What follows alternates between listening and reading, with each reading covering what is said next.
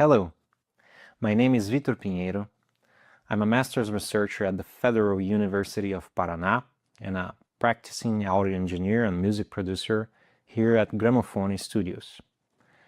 This presentation summarizes my NIME paper on a gesture-based system for the spatialization of sound objects in Dolby Atmos.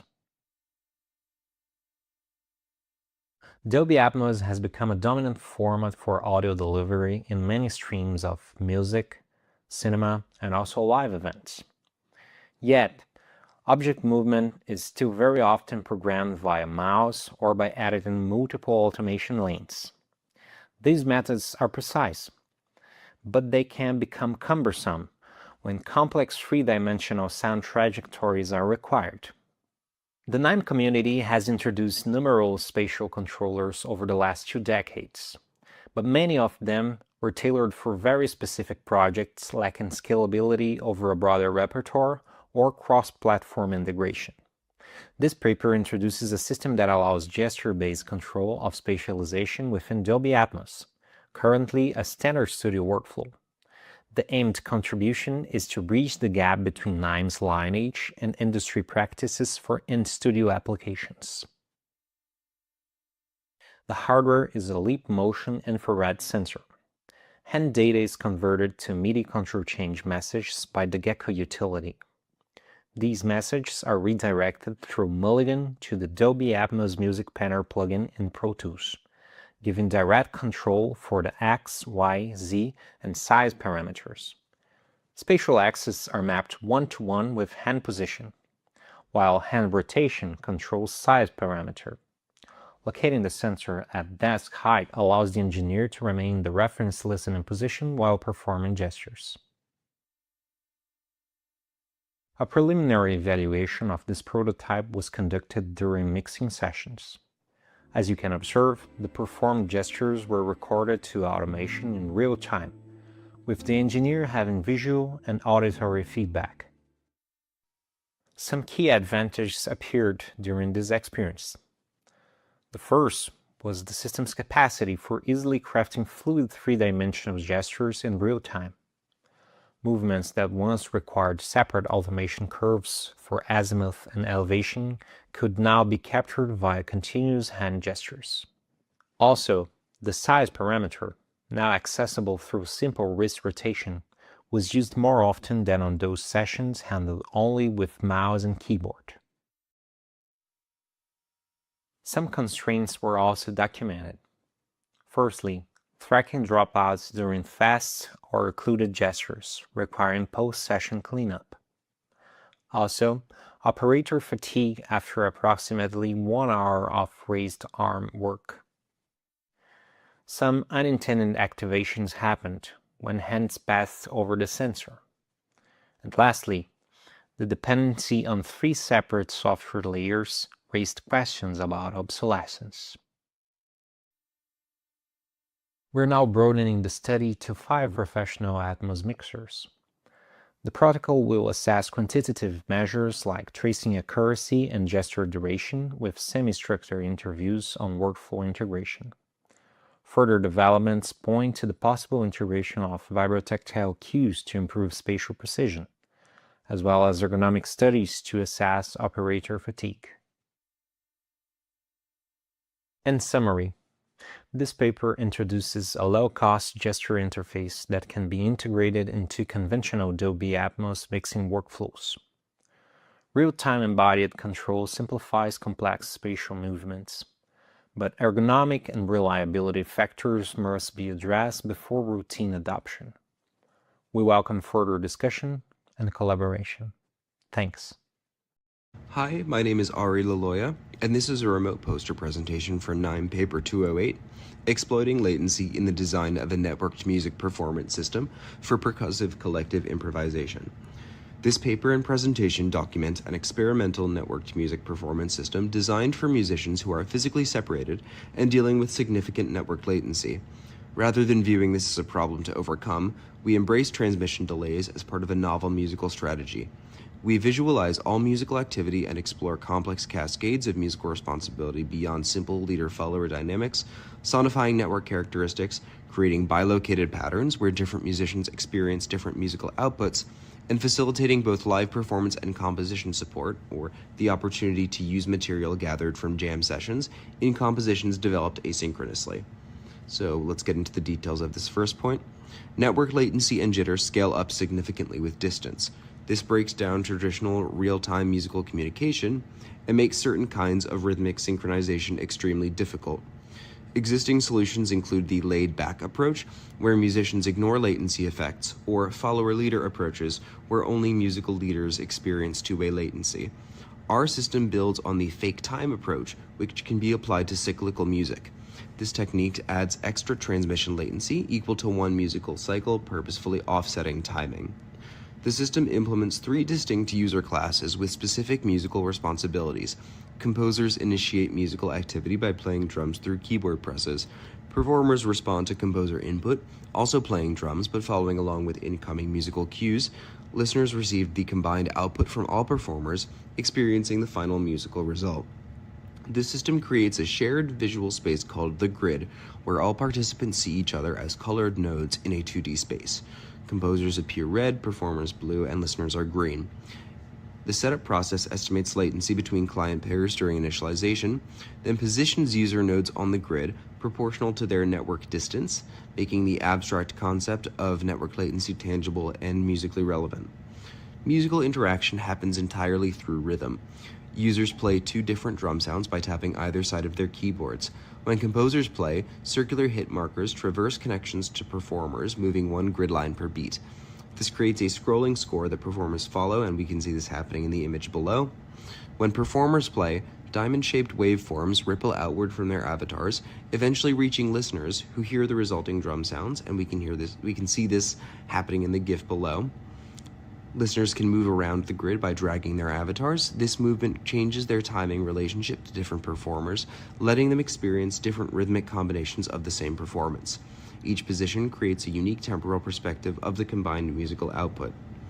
Each performer hit marker arriving at a listener node triggers playback of a drum sound in their client.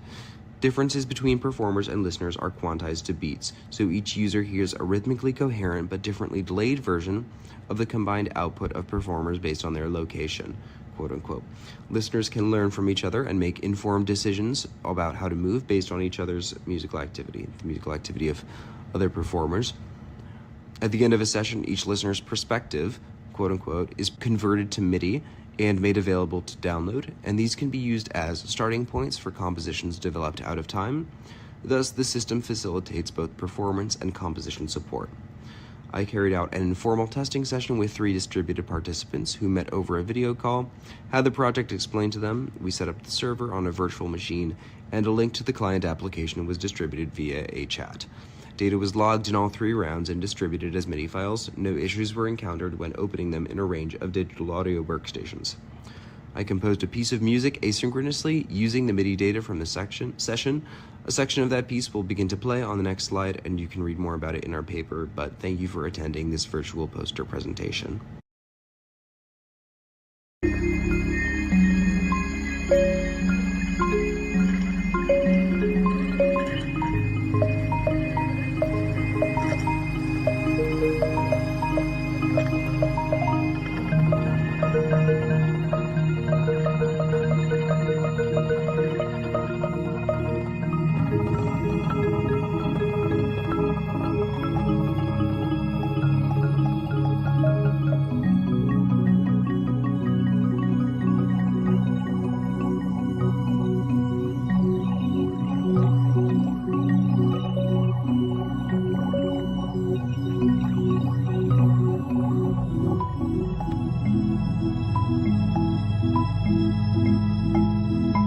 Our presentation is 2 sonification methods for the Mind Cube, and we are from the Responsive Environments Group, MIT Media Lab.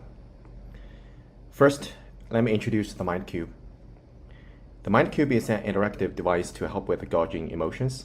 It is a tiny cubic fidget toy with different sensing modalities, including 4 tactile buttons, a rolling disc, a joystick, and a night-off IMU.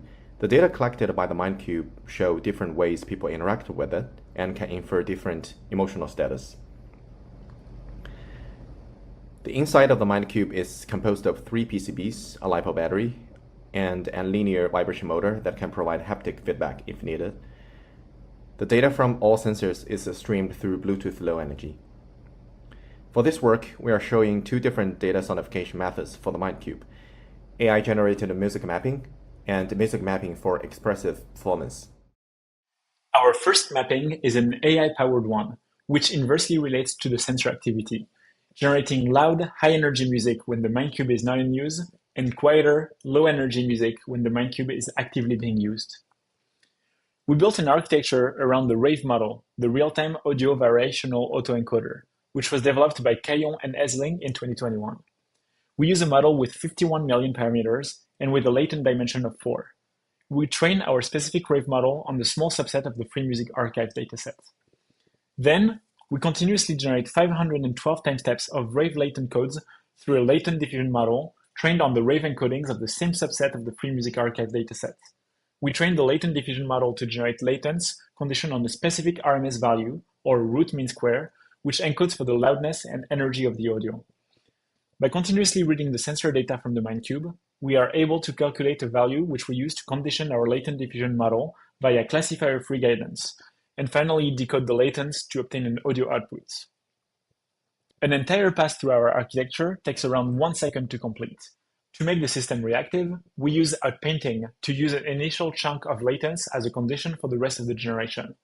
Finally, we calculate our RMS conditioning value through this formula as a weighted average of the data readings from the input sensors. Let's take a look at the demonstration of the system.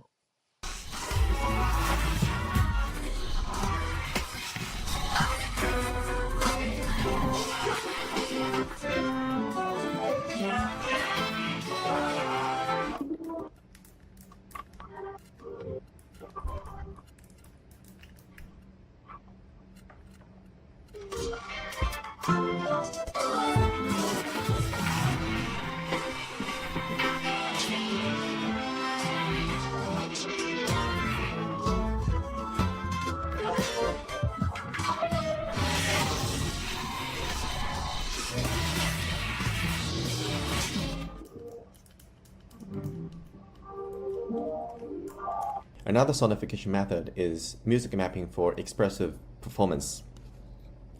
In this method, we integrate the MindCube into VCV rank using a custom designed module that channels both trigger signals and sensor data. The trigger signals from the MindCube are routed to multiple physical modeling modules, particularly mutable instrument clones like place and elements, where the active sound events and drive expressive synthesis. Meanwhile, the sensor data streams are fed into offset, scaling, and threshold modules to shape and normalize the signals before being mapped to control parameters such as timbre, morph, position, or brightness. Here is a short demo video.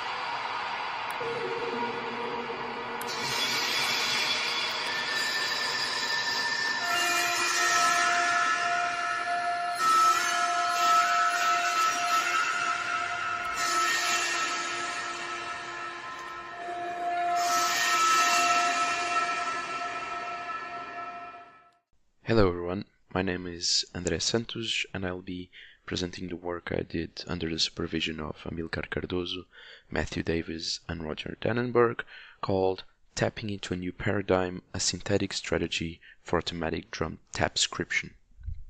Our motivation is simple. Test drumming is a form of tapping or drumming on a surface, often using the hands to create rhythmic sounds, and it is typically seen in informal creative contexts. However, very little work has been done to study or capitalize on this common rhythmic expression form. We consider rhythm-based interaction to be a promising area for exploration with several applications, such as percussive timbre transfer. To make the most of this interaction, we argue for a hybrid combination of symbolic and audio approaches. In this work, we focus on the symbolic aspect of this interaction and propose a new task, automatic drum tapscription. ADTS, or automatic drum tapscription, is a pun on automatic drum transcription. The task definitions are the same, with some slight changes. Drum tapscription is the task of detecting the positions in time and labeling the drum class of arbitrarily timbred tapped onsets in percussive inputs, assuming an underlying drum pattern. There are several new challenges regarding ADTS. Maybe the most different are the subtle intra-pattern timbre differences.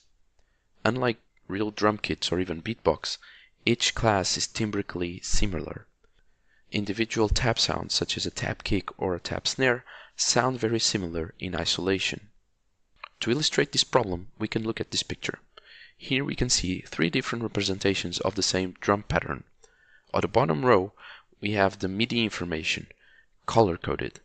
On the top row, we have the spectrogram for the corresponding drum audio recording, and on the middle row, we have the spectrogram of the corresponding tapped recording. We can clearly see that each class has a distinct frequency fingerprint on the original drum recording. That is not the case when comparing different frequency shapes for the tapped recording. Because of this, the spectrograms for each class across recordings is also very different. As there is a lack of a large aligned dataset that enables a traditional end-to-end deep learning approach, we propose a synthetic strategy to generate our own dataset. GMD, or the Groove MIDI dataset, is a dataset of drum patterns in both audio and MIDI format, first presented by Gillick et al. In 2019. We record a handful of tapped performances while trying to replicate GMD's drum patterns. We call this our quasi-aligned, or QA, dataset. Then we process this dataset to obtain a collection of labeled one-shot taps. We explain this pipeline in detail in our paper. With this collection of labeled one-shot taps, we can then generate all of the GMD dataset, thanks to the MIDI information. We call the resulting dataset our synthetic GMD, or SGMD. Finally, having a large enough dataset, we train a temporal convolutional network on this dataset, using the original MIDI files as ground truth. For more details on the training and model, please refer to our paper. To evaluate our synthetic strategy and how well it can solve ADTS, we trained two more models for comparison, all with the same TCN architecture. First, we used the original GMD dataset as training data, effectively reproducing a traditional automatic drum transcription pipeline. And secondly, we use our QA dataset just to compare if our strategy improves results over an end-to-end ADTS strategy with a limited dataset. In this table, we present our results. First, we can see that the SGMD and GMD models converge well, contrary to the QA model. Then, SGMD is the model that generalizes best on real-world data. Models do tend to overfit their training data, as generalization remains difficult due to tap variability and synthesis artifacts. In conclusion, we introduce a new task called Automatic Drum Tapscription, or ADTS for short, which consists on a symbolic drum transcription from arbitrary percussive taps. We also propose a synthetic strategy to deal with the lack of a large enough dataset to enable a traditional deep learning pipeline. Results show promise, although generalization remains a hurdle, possibly because of a hidden discrepancy between synthesized and real data. To deal with this, future work may include data augmentation, such as reverb and noise injection, pitch shifting, and temporal jitter. And finally, reliable ADTS can enable controllable percussive timbre transfer downstream. Thank you for listening, and feel free to reach out if you have any questions or want to just chat about my work. Hello. In this video, I'm going to present our paper, AI Harmonizer, Expanding Vocal Expression with a Generative Neurosymbolic Music AI System, which is a project we've been working on at the MIT Media Lab. My name is Ansel Benchard, and my co-authors are Cameron Holt and Joe Paradiso. So a very common effect in vocal singing is harmonization, which consists of adding more vocals to an existing vocal melody line. So this can be done in partnership with other performers or through an external system, which allows a performer to harmonize their voice by themselves. So TC Alicon is the leader of Harmony Pedals, which the Harmony Singer, which is pictured here, is an example of. And it allows the harmonization of vocal lines by controlling the key of a piece with a guitar input. Jacob Collier, which is pictured on the right here, is famous for his use of his harmonizer, which is developed by Ben Bloomberg, and that he can control with his keyboard. All of these systems in general require an external input to control the key of the piece, and there are only limited work that focus on automatic vocal harmonization, and almost none of them are end-to-end ML-powered system, which is the one that we're presenting here. So let's go over a quick demo of the system. So this is the AI harmonizer. So I can just sing or drag and drop one of my vocal lines into here, and this is how it sounds.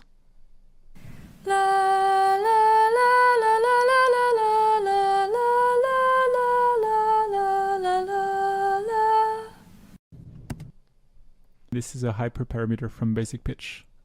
It tends to work better at higher values if the melody is fast. So that's what I'm going to do. And we can just click convert. After a few seconds, we have the result. And this is how it sounds.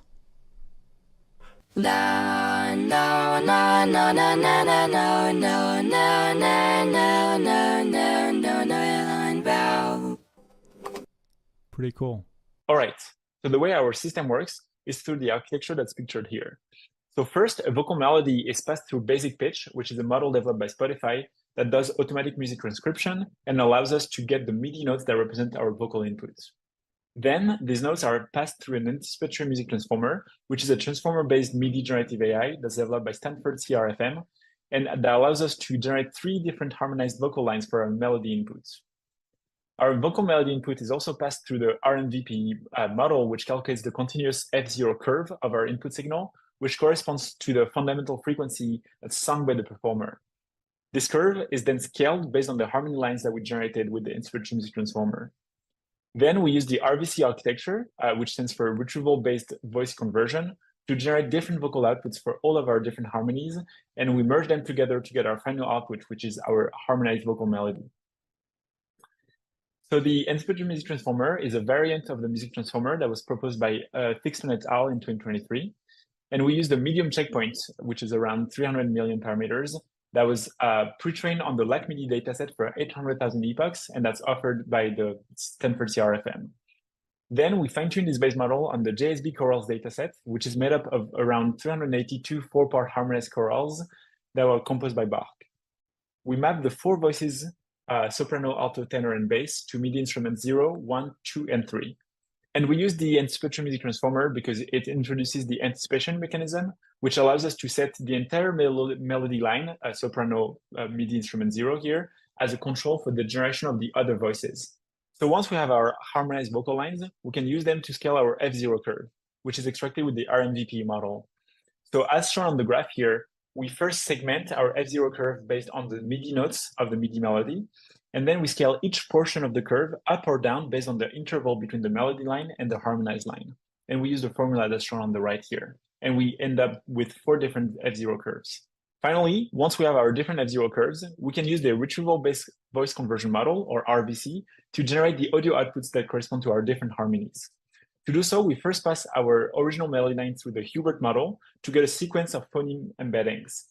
RVC also uses an index file of existing phonemes that are extracted from a corpus of vocal lines sung by the original singer to ensure it can keep the original speaker identity.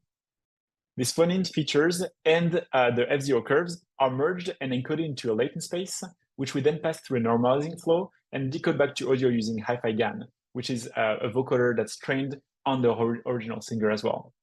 We then merge our different audios to create the final harmonized vocal melody. And although our system does not work in real time, we're really working on speeding up the inference process. We show here the inference times of each step when running the system on an NVIDIA GPU and on a MacBook Pro with MPS support. Most of the gain could be achieved by speeding up the AMT inference, as you can see, and by performing the F0 calculation as part of the automatic transcription. So thank you very much. Please feel free to contact me if you have any questions. Hi, I am Alessandro Fiordelmondo. I will present the paper toward a repository template for music technology research. With this paper, we aim to contribute to the discussion around creating public repository to share research outcomes in the field of music technology research.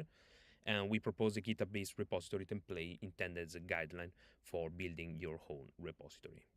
Music technology research is a multi and interdisciplinary field focused on developing new technology for music and sound, including software, hardware, and hybrid systems like DMI, as well as tools and datasets. These may be both the outcomes of research and the means for creating new musical works, experiments, or insights into sound and performance. The results are typically presented at dedicated conference or journal. Through this process that we also build a critical discourse, the main track with which we can find and trace the values produced and developed by the research community. To support this discourse, publications alone are not enough. We also need softwares, documentation, datasets, and instruction, all materials that make the research reusable and expandable. Public repositories are the most common way to share and maintain these materials. The NIME community is already familiar with these needs and discussions have been ongoing. An example is the NIME Hub workshop at the NIME 2016, which focused on making repository use more systematic. And here our contribution is to continue that discourse by proposing a repository template that could help researchers structure and share their work more effectively. First, we carry out two reviews to understand how repositories are actually used in NIME research. For the first one, we look back to 2001, the year of the first NIME conference, and we observe a clear increase in the use of repository over time. In particular, there has been significant growth in the use of the GitHub platform since 2008, the year it was launched. And in the second review, we examine how often repositories were created, shared, and reused during the last three NIME conferences. We found that repositories are actively used not only to publish new projects, but also to reuse those created by other authors. Based on these reviews and the idea that structured organization and clear documentation can improve and expand knowledge sharing, especially when it comes to software and tangible instrument, we propose a GitHub-based repository template. This template is intended as a flexible and adaptable tool to help make contributions in music technology research more consistent and easier to reuse. The MTR template is based on four essential actions, which are organizer material and documentation, provide information about the project and how to use the material, track change over time, and promote sharing and collaborations. To keep everything organized, we can divide the project structure into four main parts and reflect these in the root folder layout. So we will have software, the logical part of the project, including the source code, firmware, related files. We will have hardware, the physical part, with materials such as hardware design files, microcontroller specifics, and sensor information. Files, the knowledge part, which may include multimedia content, datasets, or similar resources, and documentation. GitHub discourages uploading large multimedia files, so we recommend using dedicated platform for storing these files and linking them back to the repository. Inform. GitHub offers several tools to provide information about your project. We recommend including at least a clear readme.md file in the root folder. This file should contain at least the abstract, the short description of the project, demonstration, with an image or a GIF showing how the project looks or works, especially useful for tangible instrument, technical notes, so key technical detail about the project, and instruction, a step-by-step guide on how to use the project. You can also add other useful sections such as contributions, listens, or how to cite. However, GitHub also supports separate files for including this kind of information. Keep track. We recommend tracking the project history using GitHub's tag feature, which allows marking specific point in the repository timeline to highlight key stages or versions. Tag can also be used to create releases, which are useful for packaging and sharing specific version of the software. Finally, to encourage sharing and collaboration, we suggest including 4 important files in your repository.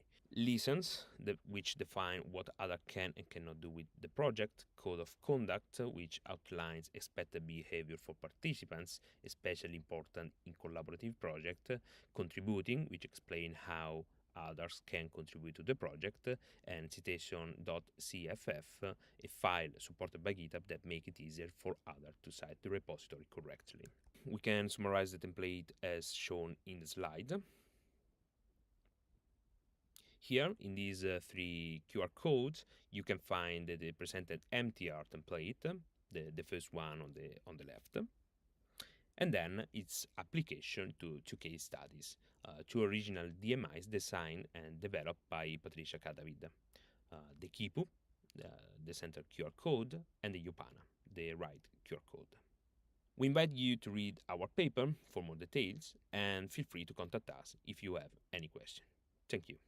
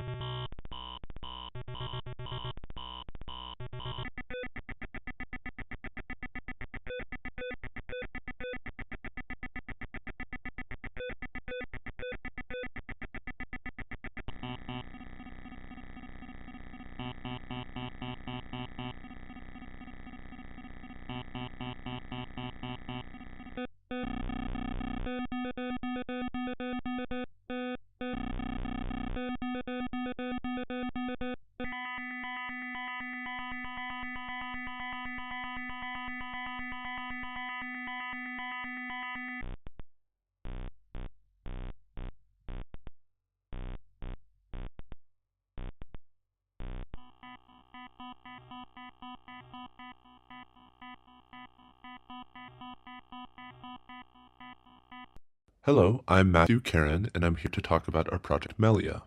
So, about a year ago, I made 2 observations.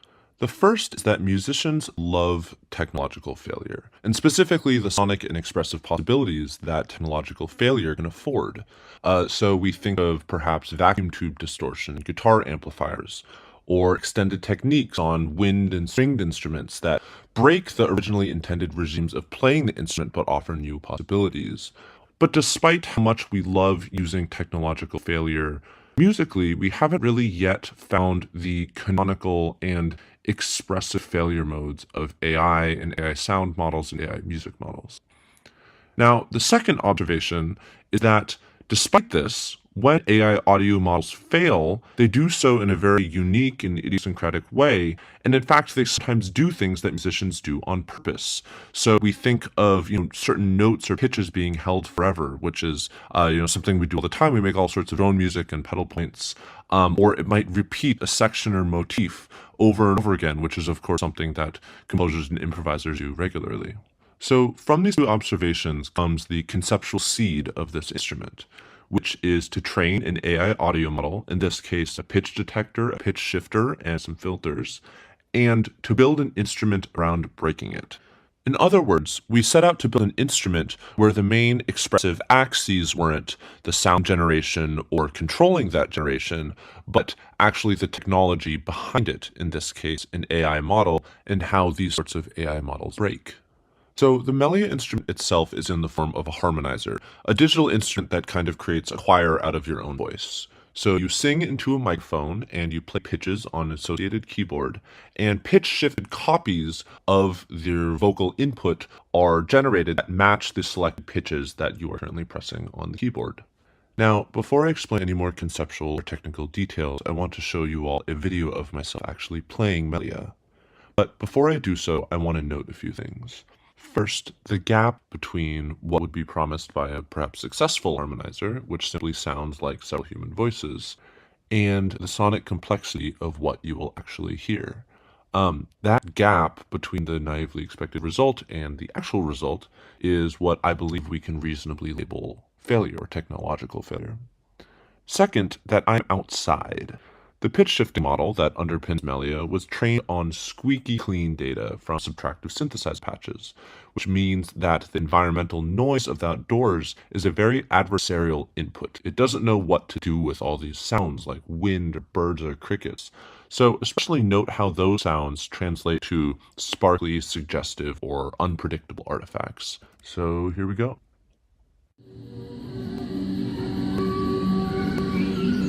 Let's I think aloud, and I say,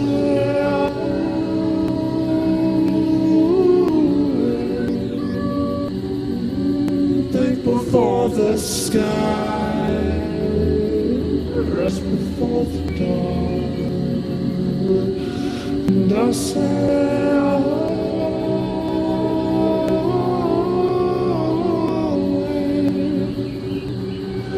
right before the sky, the rest before the dawn. So I'm not going to get into all the technical details here. I encourage you to refer to our paper, but high level, we set up a signal chain of this trained pitch shifting model, several copies of it for polyphony, and then we break it in all sorts of ways. We add the adversarial inputs of the environmental noise. We deliberately induce bias in the model by giving it bias training data, causing some parts of the model, the filters, to overfit. We add sort of bad or counterproductive heuristics to the pitch tracking model, so on and so forth. But beyond all the technical specifics, what I really want to focus on is this sort of high-level invitation. Artists often find as much expressiveness using tools wrong as they do using them right. And the invitation, therefore, is to figure out how we can find similar beauty by using and abusing these new AI models in this new medium. So with that, I invite you to take a look at our paper. It is called Melia, an Expressive Harmonizer at the Limits of AI. I'm Matthew Karen. This work was done at MIT, but I will now be at Stanford. My email, mkaren@stanford.edu, is at the bottom. Thank you so much, and enjoy NIME.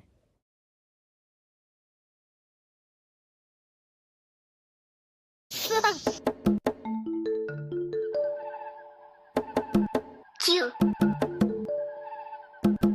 U I T K. Quick.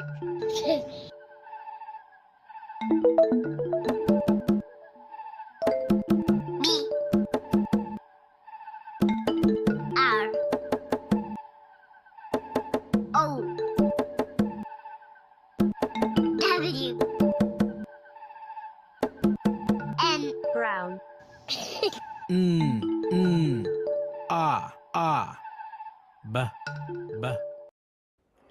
you just heard was an excerpt of the rhythmic version of the pangram, "The quick brown fox jumps over the lazy dog," but in algorithms, a visual and musical system that turns each alphabet letter into a unique 4-beat rhythmic pattern using drum sounds, tone, slap, and bass. Algorithms is part of a larger system called Drumball, a tangible musical interface that lets young children interact with computers using rhythm and movement instead of screens and keyboards. The drum ball is at the heart of the Urban Griot Playground, or UGP, a curriculum and workshop series that combines culturally grounded design, body movement, and technology to help children and their families build literacy, social-emotional skills, and STEM awareness. This idea is inspired by a centuries-old tradition, the African talking drums, used to transmit language through rhythm. In 1981, Professor Nyangora Mbua from Côte d'Ivoire coined the term drumology, the study of drum language communication systems, and thus we honor that legacy with Drumball, combining tradition with modern digital tools.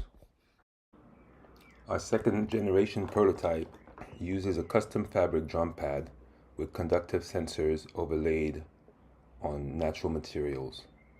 We also created a tablet version that simulates a djembe drum as a digital game interface. Both versions turn drumming into letter making.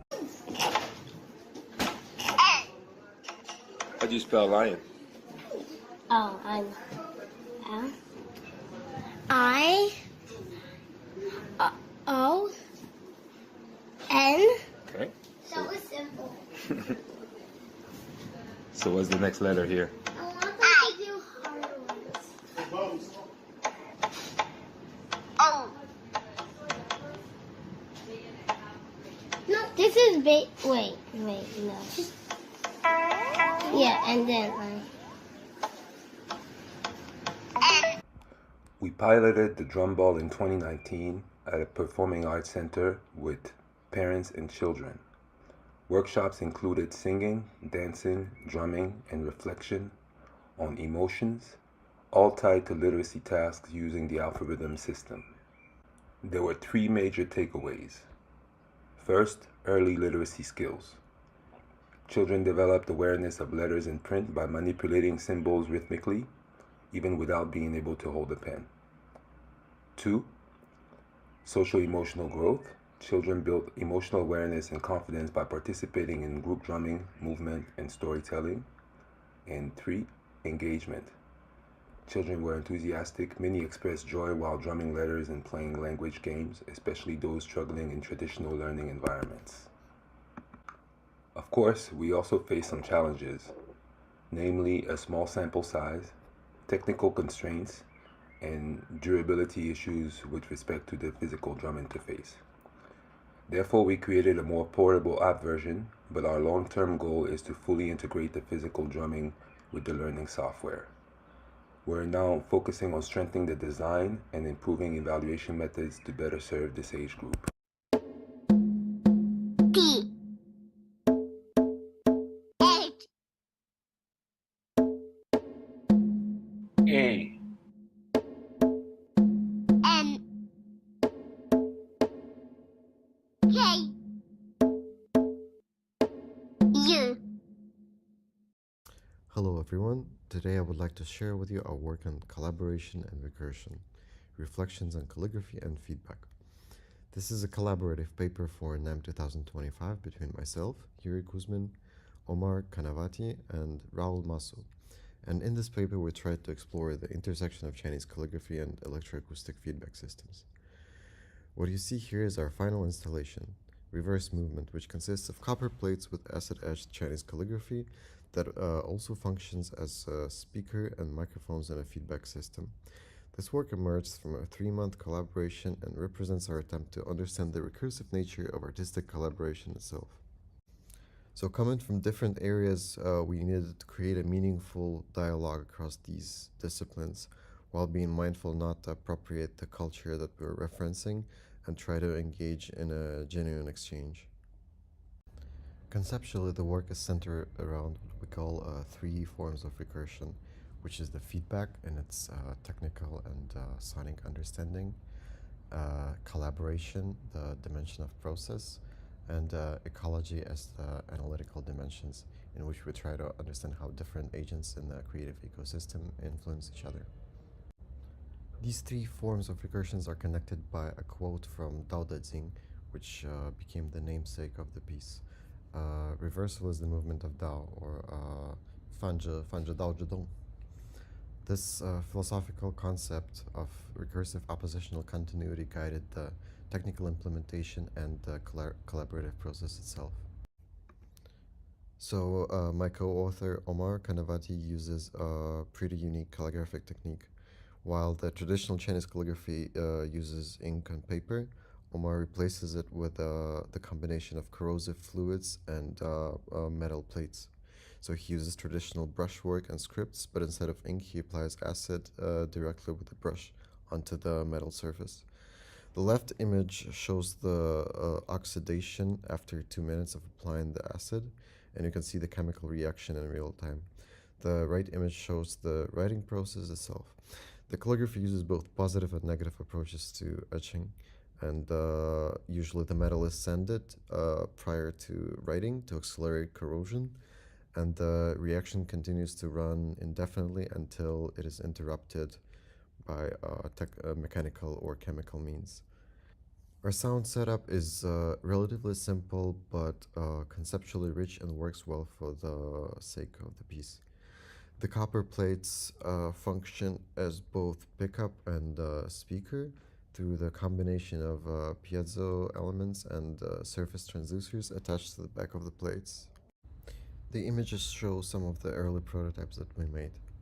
We used pure data running on a Bella board to process the cross feedback between the plates. The system includes variable frequency bandpass filters and slowly moving LFOs running slightly out of sync to create subtle modulations and very organic sounding rhythmic patterns. Some of the more interesting things that came out during the collaboration was the experience of crafting the wooden box together. Although this was the most logistically and technically challenging part, it was also the moment of most cohesion between the authors due to the shared inexperience. This shared ground of inexperience created a much needed contrast with our individual artistic practices and made us move outside our comfort zones, which in the end significantly influenced how we approached the remaining period of collaboration. So some of the key insights that we gathered while working on this project were understanding collaboration as a recursive process, then thinking of asymmetries and difference in expertise and inexperience as a productive phenomenon, then paying more attention to how embodied knowledge changes the collaborative dynamic and social dynamic, and finally the cultural negotiation through focusing on particularities rather than generalizing or essentializing traditions. We hope that this work can be interesting to the NIME audience and contribute to the discussion of cultural practices and collaboration in